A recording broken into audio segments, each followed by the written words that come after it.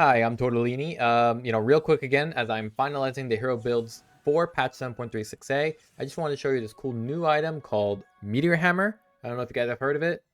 You have? Well, now we're finally seeing some heavy mana users like Storm Spirit pick it up after Meteor Hammer got reworked. But here's the kicker. Pros have been loving Meteor Hammer, but not once in an entire match have I seen actually anyone use it. Let's find out why. If you guys remember what the old Meteor Hammer was about, it used to be a really popular item for heroes like Outward Destroyer, to combo stun with Astral Imprisonment, or Tidehunter, who could consecutively stun enemies after using his ultimate Ravage, as well as a great farming tool in the early game to help both of these heroes accelerate and farm. Since the rework in 7.35, the item has been relatively abandoned as its components and stats were largely for intelligence heroes, and it was much more expensive, nearly 1,000 gold more from 2,400 to 3,300. To be honest, it doesn't even hit towers all that well anymore, so for intelligence heroes that lack pushing, you best look elsewhere because Meteor Hammer is just subpar by all counts. However, leading up to 7.36, the item has had its costs lowered from 3,300 to 3,100 to 2850 in 7.35c, and then its recipe lowered to 300 in 7.36.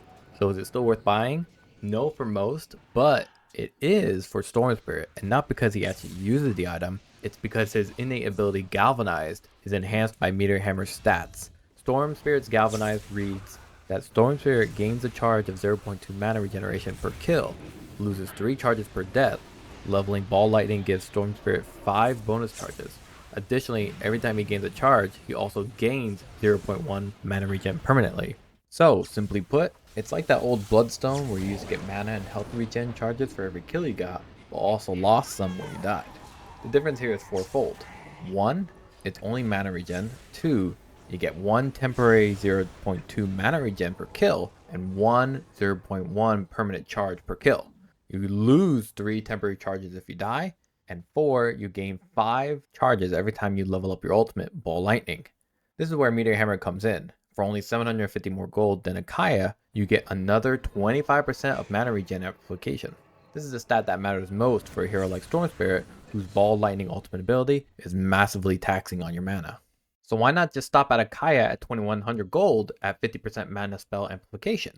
Isn't Kaya enough without shelling out 750 more gold? Well, let's compare. At level 1, with a Meteor Hammer, you quadruple your mana regen for 1.4 regen to 4.5. At level 10 with the Meteor Hammer and a level in Ball Lightning, you go from 4.6 mana regen to 10.2 mana regen. And at level 20 with the Meteor Hammer and all levels in Ball Lightning, you go from 9.2 mana regen to 19.2. In comparison, Kaya only gives you 15.8 mana regen. We're not even counting permanent charges from your innate ability when you snag kills, Galvanized, nor the level 10 talent where you gain another 1.5 mana regen, which is basically the equivalent of 15 kills to earn 15 permanent Galvanized charges.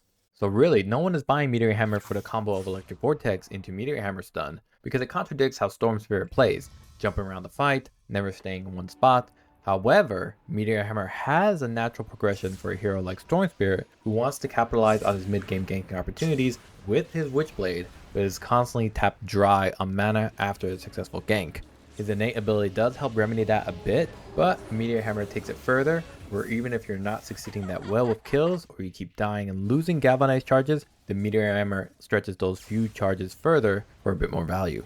In essence, nothing has really changed for Storm Spirit. He's still a big ganking mid-game hero that can close gaps on his targets with ease, and now with the Galvanized innate ability, he can keep the momentum going all the more easier and capitalize on it throughout his core item build. Like most mid laners, your goal is to get Witchblade at about the 12-minute mark, which is the perfect timing to start roaming the side lanes for kills. Most mid laners in recent patches are either seeking opportunities in the side lanes whenever an ideal rune comes up, like double damage, invisibility, haste rune, or when they get their first mid-game item like Zeus and Phylactery, Pangolier and Diffusal Blade, and Storm Spirit with Witchblade.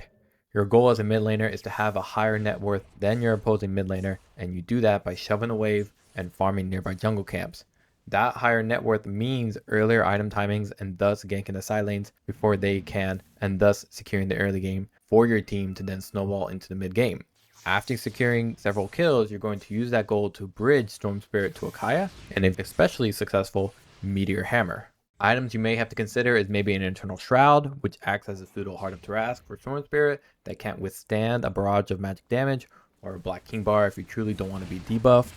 You can opt for a Kaya and Sanj instead of a Meteor Hammer as an alternative to help with some survivability, though since the new patch it doesn't offer status resistance, and in the late game, items like Plasma and Acceptor are no-brainers as you need to rapidly amp up your attacks and damage output as well as your team fighting capabilities.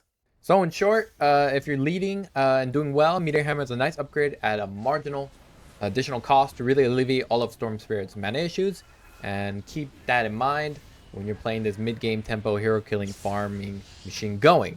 Storm Spirit is all about winning more with the hero and securing the map with his near global-like ultimate ability and insane gap closer.